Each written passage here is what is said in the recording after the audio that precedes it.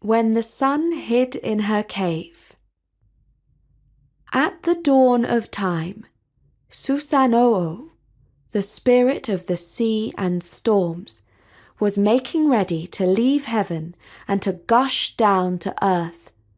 His sister, the far-shining sun goddess, said, "Oh, impetuous brother of mine, before you go, let us exchange tokens of our love and affection for one another."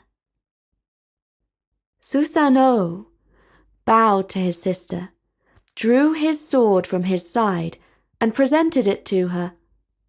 She accepted the gift, and then chewed off pieces of the metal blade in her mouth before spitting them out. Instantly, the fragments of the sword sprang up as 3 beautiful daughters. Then the sparkling sun goddess took jewels from her hair and gave them to her brother. He crunched them up with his teeth and spat them out. They became 5 strong sons. "They are my sons," said the goddess, "because they were born from my jewels." "No, they are my sons," said the storm god, "because you gave me those jewels." And thus the brother and sister began to quarrel. The stormy-tempered Susanoo grew so angry that he swept through his sister's rice fields and destroyed them. He flung manure all over her garden and frightened her maidens so that they hurt themselves on their spinning wheels. The bright goddess was greatly offended by the evil pranks of her brother. She fell into a most dreadful sulk and hid herself in a cave in a remote part of the earth.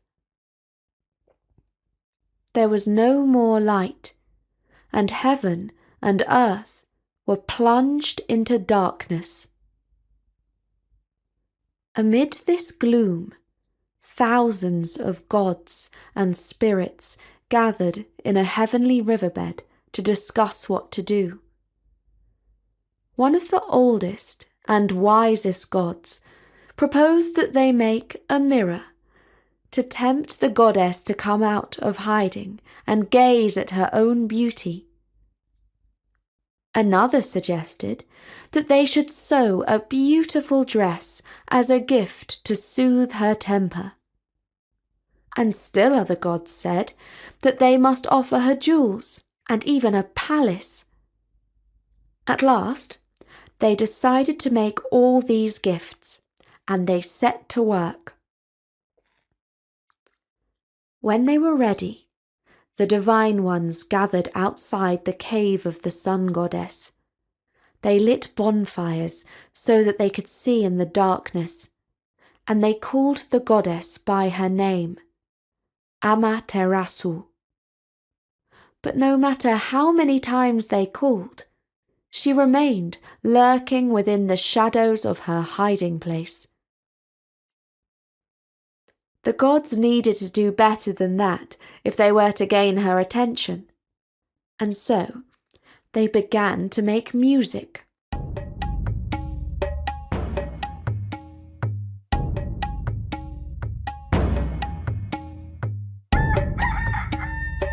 They clashed cymbals and banged wooden clappers together.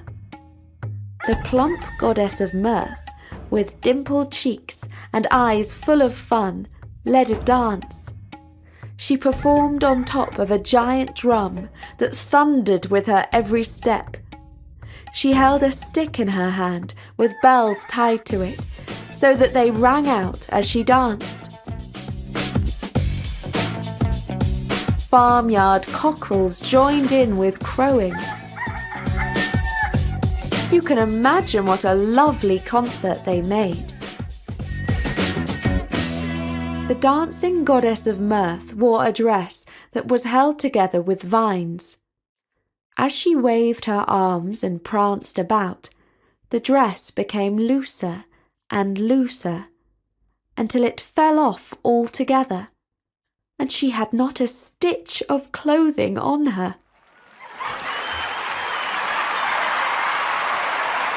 The gods found this so hilarious that they all laughed until the heavens clapped with thunder. Only then did curiosity get the better of the far shining one, and she peeped out of her cave. She saw her bright face reflected in the mirror that had been placed just in front of the opening, and she was astonished by her own beauty. But she did not have long to gaze, because a strong-handed god seized hold of her arm and dragged her out of the cave. Then all the heavens and earth were lit. The grass became green again, the flowers blazoned with a multitude of colours, and human beings looked upon one another's faces. And there was another benefit from this gloomy episode in the history of creation. This was the first time that music, dance, and fun were known on the face of the earth. And these divine gifts have brightened human lives ever since. And that was the story of When the Sun Hid in Her Cave, which is an ancient story from Japan. I do hope that you enjoyed it,